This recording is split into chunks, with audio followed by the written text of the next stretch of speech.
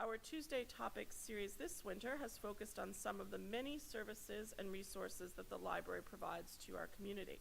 Today we are talking about Central Library's upcoming exhibition, Stonewall 50 Years Out, that will open on Friday, April 5th as one of Rochester's first Friday gallery opening events.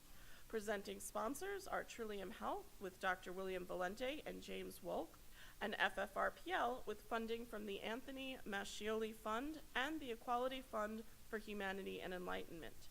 Our media sponsors include WXXI, The Empty Closet, City Newspaper, and the Rochester Business Journal.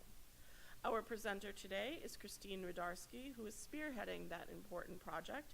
She's the city historian and the manager of Central Library's Local History and Genealogy Division. Please join me in welcoming Christine to our podium.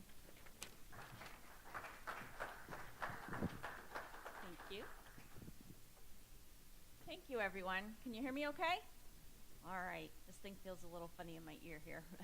Welcome, and thank you so much for joining me today. I'm very excited to be able to talk to you today about this upcoming exhibit. And as you see on the screen, it'll open April 5th and run through July 20th, which is actually the end of Pride Week here in Rochester.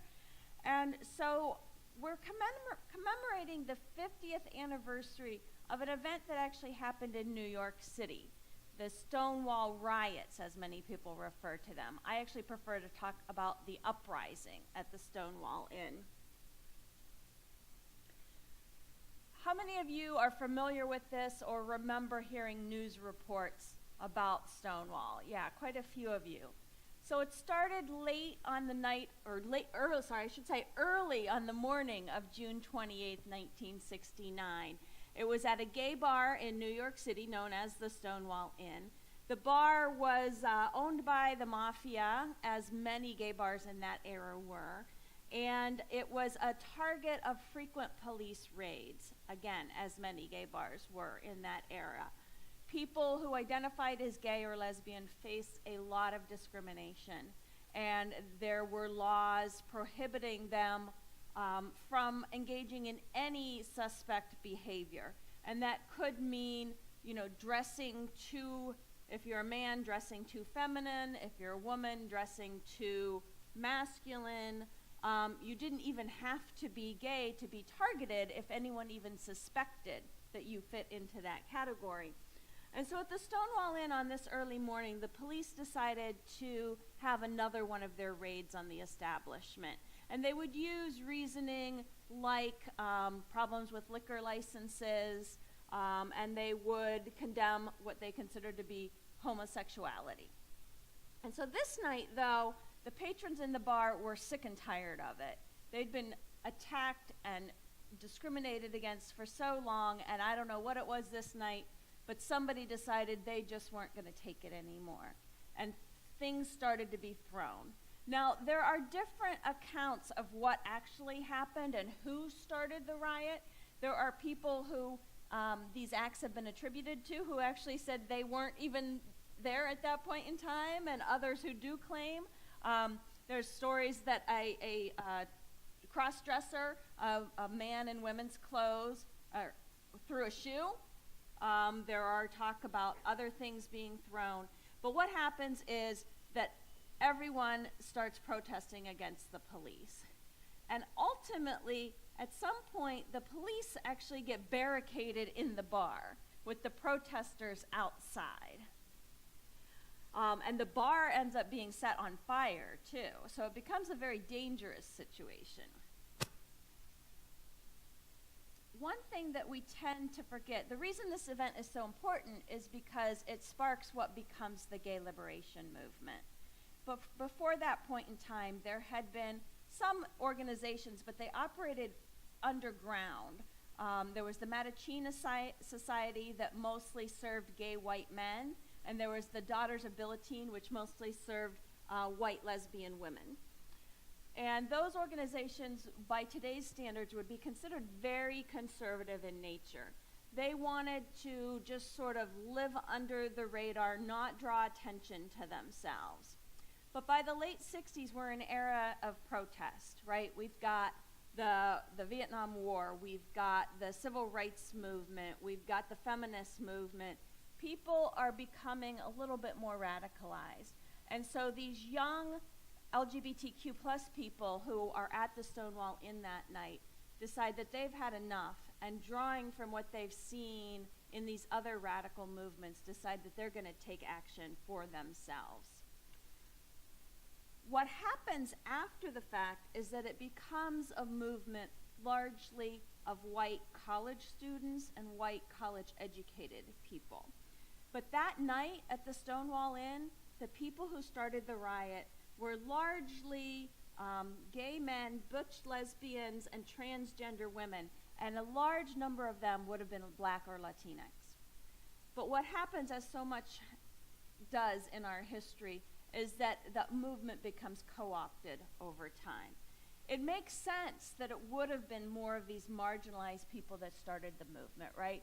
One of the women who was involved in this was a Black transgender woman. And she later said, you know, I was living on the streets. I was being discriminated against for both my race and my gender identity. What more did she have to lose? So it makes sense that it would have been more of these oppressed people who would start the movement. But then what happens is the movement expands, and it starts to take root on college campuses throughout the United States, including right here in Rochester. So why does this matter for Rochester? We're talking about something that happened in 1969 in New York City. So I want to tell you a little bit about why it matters in Rochester and why this is an event that we're commemorating here in Rochester. First of all, Rochester today has a very significant LGBTQ plus population. In fact, Rochester has the largest per capita LGBTQ plus population in New York State. Does that surprise you? Yeah, because what? We usually think New York City, right? We see advertisements and things in the newspaper about pride in New York City. We know that there's the Stonewall. President Obama made the Stonewall Inn a National Historic Landmark. So we don't think of Rochester as having such a population as larger than New York City. But here in Rochester, 6.8% of our total population identify as LGBTQ+. So it's a significant portion of our population. And I will also tell you that there's something that's known as the Gay Index, and that ranks the percentage of population. And Rochester, compared to the national average, has 61% more LGBTQ people per capita than the national average. So we're living with people who identify in this way constantly here in Rochester. But that history goes back, so it's not just today, but Rochester has been one of the most progressive cities in the country for as long as we've known, right? I mean, we can, if we want to talk about LGBTQ civil rights, we can link it back to the history in Rochester. We're the home of Susan B. Anthony and the women's rights movement. We're the home of Frederick Douglass and the North Star, and had a very long abolitionist history here in Rochester. But we can bring it into the 20th century as well. You know, a lot of people don't know just how involved Rochester was in the civil rights movement. And we tend to talk about civil rights in Rochester and connect it with Martin Luther King, in part because he was the most nationally known figure, in part because we now have the connection with the Crozier Divinity School, which he did not attend in Rochester, but now has combined with the Colgate School in Rochester. But Malcolm X was a huge presence in Rochester in the 1960s, and he gave his second to last speech ever in Rochester just 5 days before he died. We can talk about so many progressive civil rights and social justice movements in Rochester. And so our LGBTQ plus activism is no different. We had among the earliest of the Gay Liberation Front movements, which was a radicalized gay men's movement here in Rochester that began at the University of Rochester within months of the Stonewall Uprising in 1970. We still to this day have the oldest continuing published publication for LGBTQ plus people. The Empty Closet began publishing as a publication of the Gay Liberation Front in 1970 and continues to be published to this day. There are papers that started before the Empty Closet, but none are still publishing.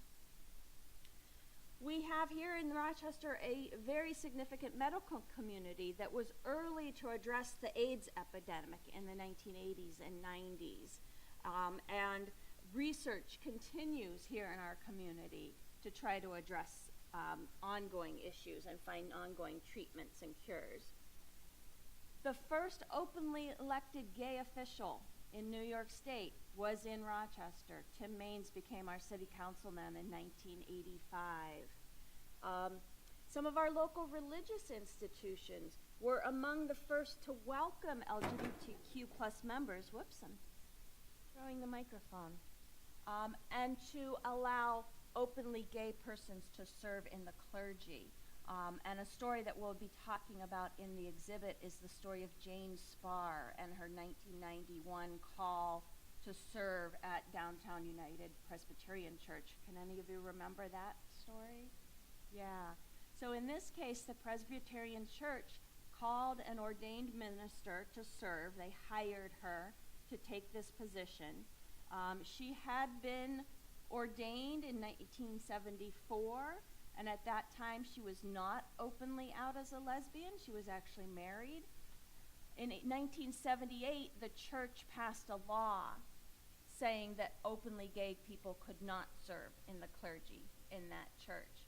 And so in 1992, 1992, when she was called, the local Presbyterians voted to accept her and to hire her, and the national church stepped in and said, no, our national laws do not allow that. So basically, we don't care what you think in Rochester. You can't have this happen. But our local church kind of said, you know what? You can't completely tell us what to do, and we're going to take this as an opportunity. And they hired Jane Spar anyway. And they hired to be a traveling evangelist who went around the country preaching about love and about LGBTQ issues and rights, and made a difference not only here in Rochester, but nationwide. Our city here was among the first to ban discrimination based on sexual orientation, and later on gender identity as well. We were among the first to offer domestic partnership benefits to people in same-sex relationships. And we had local leaders here who led the marriage equality battle in New York State. And one of my favorite sets of objects that we'll have in the exhibit are handmade posters that were carried in the protests here and in Albany as they fought for this battle. And they're beautiful, very colorful. We also, most recently, we saw in January of this year that New York State finally passed the gender,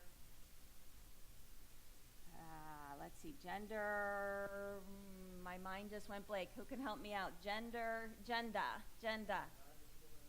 Oh, yeah, that's right, because the E is part of the gender. That's right. I always get confused with that. It's Gender Non-Discrimination Act, but they abbreviate it GENDA, G-E-N-D-A. And the city officials, the city government actually helped to support that movement and had petitions going throughout the city. So our government was at the forefront in supporting those sorts of things. So Rochester has always been an activist community, and we're actually ranked within the top 10 best places for LGBTQ plus people to live. So these are relevant issues for Rochester.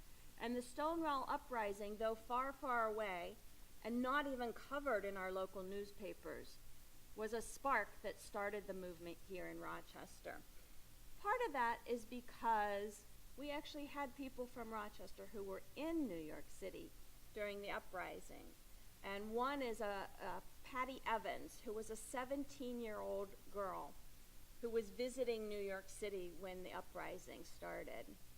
And she tells a story about a confrontation with a police officer, and she thought for sure she was going to be arrested. And she recalls having a very personal moment with this police officer where she confronted him, and I don't know what the exact words were, but she said something to the effect of, "Are you going to arrest me because of who I love?" And she said it became a very personal interaction, and he let her go. But that 17-year-old then came to Rochester to go to the University of Rochester and was involved in the establishment of the Gay Liberation Front here at Rochester. And there were several others who had participated at Stonewall. It ended up being 5 days of protest. So if you weren't there on the first night, if you were anywhere in or near New York City, you got the news to get there for the next couple of nights so you could be involved with the protests. And so we do have several people still living in our community who were there and who came back and continued the fight here in Rochester. But why here? Why at the Rochester Public Library should we be addressing this issue? There are so many other organizations in the community whose mission is specifically to address these issues.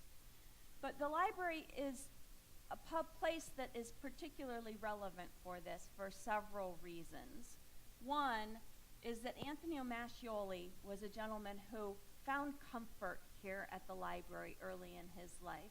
And when Anthony passed away several years ago, because he felt so welcomed and supported in the library as a young gay man in his youth, he decided to bequest a significant amount of money to the library to support programs that addressed human rights and social justice issues. And so there are such wonderful stories that we hear about Tony's time here in the library and how important this place was to him. And I can tell you that the library has been an opening and a welcome place for LGBTQ plus people for years. And I was just reminded the other day that our other major auditorium in the building across the street on the 3rd floor is named for an openly gay couple of librarians who worked in the library for many years, for I think 30 years each. And they were open about themselves and their identity and their love for each other at a time when that was still very, very difficult. And they were supported here within the library. So the library does seem like an important place to provide this knowledge and share this information, which is, of course, our mission. But there's another reason why the library is the perfect place to talk about these issues, too. Over the past several years, starting around the same time that Tony Mascioli passed away, the library formed a partnership with the Out Alliance, which was at that time the Gay Alliance of the Genesee Valley. And they were realizing that their historian over there, Evelyn Bailey, had been collecting stories. She produced a film that some of you may have seen called Shoulders to Stand On. Has any of you seen that film? Okay. We'll be showing it at the library during the exhibit, so you'll have a chance to see it. But in the process of making this film about the history of Rochester's LGBTQ plus community, she began to make contacts with people and realized that they all had papers and materials that were documenting their history and their experience. And she had the forethought to begin collecting those materials, knowing that these stories could be lost if somebody didn't start preserving them. But as often happens when you start collecting history, it starts to pile up, right? And the Alliance finally realized that they just didn't have the facilities or the expertise to properly care for and preserve these materials over a long period of time. So they made the decision that they would transfer most of their personal collections to the library here. And by personal collections, I mean collections that had been collected from other people, so personal papers. The Alliance still maintains their own corporate archives for the organization, but these are things that people had donated to them.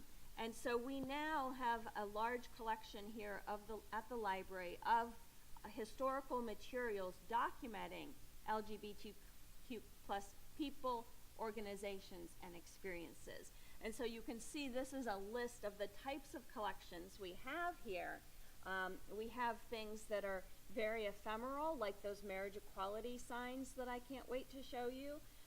We have things like t-shirts and buttons and pins from all different points in the movement. We also have the Archives of Dignity Integrity Rochester, which is one of the early religious institutions that was a very welcoming place. We have the papers of Ann Tischer and Bess Watts, who led the local fight for marriage equality. And they were protesting for marriage equality long before most other people, and actually staged a protest in which they were publicly married before it was legal, in a demonstration type fashion. So these are, wonderful materials that live here at the library now. And, we're a library, right? We want to share everything that we have. We want to share our knowledge. So what better way to make people aware of all of these collections and the history than to plan an exhibition where we could share them? And so we set about planning an exhibition. We knew, with all these collections coming into our hands, that the Stonewall anniversary was coming up in 2019. So we began meeting with partners throughout the community about a year and a half ago. And the process has been very elaborate and very interesting, and it's opened my eyes to a lot of experience. What we did was we began with just a simple meeting. We called people to the library. We said, you might have an interest in this anniversary that's coming up. What should we do about it? And we had people representing all different types of organizations in the community, from the activist organizations within the LGBTQ community, social service organizations, medical institutions, but then we drew on our educational institutions, RIT, University of Rochester, and we started building a committee that would consist of, museums, cultural story, educational institutions, so really bringing this broad base of knowledge to the table. And since that time, I'm going to tell you a little bit more about our process, but since that first meeting, we have now formed a committee, and you'll see the list of organizations and people who have been working on that committee. And we've been meeting every 2 weeks for the last probably 4 to 6 months now, and we are now in the run-up to opening meeting weekly. So this has been a huge commitment from local organizations and people to try to bring all of our expertise to the table to launch this exhibit. But boy, this is a big topic. It's only 50 years of history. We did an exhibit here a couple years ago celebrating, the New York State's passing women's suffrage, which took more than 100 years. And I have to tell you, that was a lot easier than covering these 50 years of history. Part of it may be that it is so relevant, and when things are so close, it's a little harder to determine what the most significant issues were. And part of it is that it is a very big and diverse issue. So the first thing we did was to gather another meeting. We actually met for an entire day and had a visioning session. And we brought, all of these same types of people together. We broke into small discussion groups. We asked them to brainstorm what are the most important things that happened. We did a timeline of Rochester history. What were the events? Who were the people? And then we asked people to do what we all hated in college and write a mission statement or a thesis statement. And so we did that. We had people working in small groups to write thesis statements, and then we all gathered at the end of the day, and we took all of those ideas and we crafted them into one statement that we all could agree on. So the mission for the exhibit, or what we like to call the big idea for the exhibit, is what you see on the screen here. The Stonewall Uprising activated local LGBTQ+ communities, plural, note that, to advance human rights in an ongoing revolution that expands Rochester's social reform legacy. And so the thinking behind this was that we wanted to build on Rochester's history. So you see Rochester's social reform legacy there at the bottom. That's what we're building on with all of those things I mentioned before, Susan B. Anthony and Frederick Douglass and civil rights. But we wanted to be very clear that there is not one single LGBTQ plus community, right? And if you look at the history of how we've talked about organizing within the LGBTQ plus community, it started with LGB, and it was focused on lesbians, gays, and bisexuals. Anyone else didn't really exist, right? But then over time, we added the T for transgender people, as we recognized that they also were in need of civil rights and social supports. And so they added that. And more recently, they've added the Q to the end, which actually, I just was reading some comments. We had an event over the weekend called the Rainbow Dialogues, where we had a dialogue about LGBTQ issues. It was sort of the first event in launching everything taking place this year. And during that event, we put some paper on the wall and we asked people to respond in writing to some of the questions, to some questions that we posted for them. And there were questions like, you know, what was your Stonewall moment? Not in the sense of Stonewall, but, you know, in sense of when did you become aware and decide to take action or become who you are? Another question had to do with what are the challenges today that you face? And somewhere along, I'm not sure under what question it was, but somebody wrote that they didn't understand why we were using the term queer these days.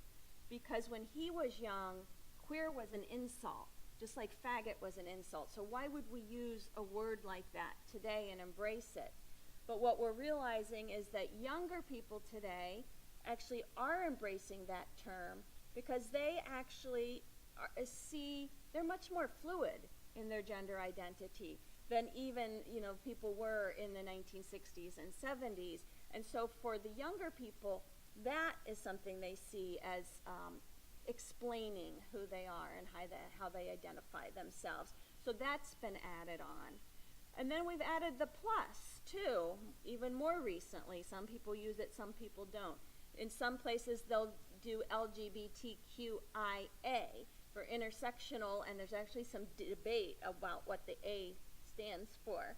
There are several things. Some people say ally, some people have other definitions for what that A should stand for. But it's a broadening of the community and the communities. And in addition to all of those gender identity and issues, there are also then issues of race and religion and cultural identity issues as well. And we have to recognize that not everyone feels the same, talks the same language, in some cases literally, and that they see the community in different ways. So that was one thing. We wanted to make sure we were being very inclusive. We also wanted to recognize that a lot of progress has been made, but this is indeed an ongoing revolution, right? There are still issues being addressed. And we've seen recently there have been rollbacks in some of the laws with the new ban on transgender service in the military. We see that, you know, transgender people still struggle with issues. You know, there's still issues about discrimination in bathrooms and those sorts of things that we as a society are still grappling with. And so there's still much work that needs to be done. So those are sort of the three, I missed the advanced human rights. That's part of it too, that we have made progress in advancing those rights. And that, you know, LGBT people in particular face much less discrimination these days, particularly if they're white and educated and middle class, that they can usually pass by without a lot of the types of discrimination they faced in the past. Laws have changed, marriage is now allowed, so there's a lot of advancements that have been made.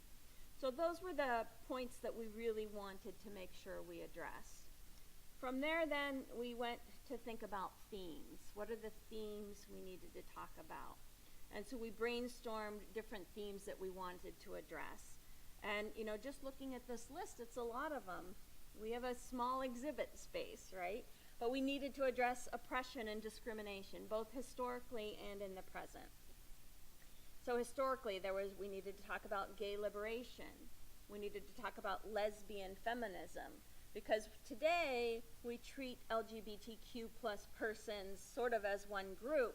But when the movement first began, the men and the women actually had very distinct needs in terms of how the laws treated them, and they had different political outlooks. That this was the midst of the feminist movement, and lesbians identified very much with the feminist issues that were taking place. So in some ways, they were less visible for people seeking to discriminate, and so they could focus more on some of these feminist issues. We'll address the idea of cross-dressing and drag and ballroom culture. And ballroom culture is something I had to learn about because it's largely, I believe, taking place within the communities of color right now, and it's distinct and separate from drag culture that probably most of us are more familiar with. We had to address issues of transgender issues and rights and the ongoing debates and problems with that. We wanted to talk about politics because politics affects all of us, right? We wanted to talk about pride because this is a movement that came out of oppression where people literally had to hide in the closet and had to come out of the closet and embrace who they are and learn to take pride in who they are. And so we wanted to talk about that and celebrate that as well. And talk about the ways that the media have addressed issues of LGBTQ and how the media has supported rights and movements. And we want to talk about arts and culture. You know, like all of us, right? LGBTQ people are wonderful, have many wonderful artists and cultural contributions to society. We mentioned religion.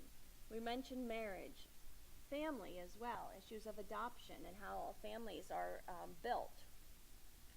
We also have to talk about the issue of mental health, right? Because today there are still issues with mental health. I actually have a friend of mine who works as a counselor in one of the schools, and she just reported about a month ago that one of her students was a transgender girl who ended up committing suicide because of the pressures.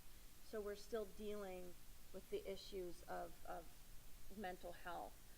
And we also know that mental health diagnoses are still in flux. It used to be that homosexuality was considered a mental disorder.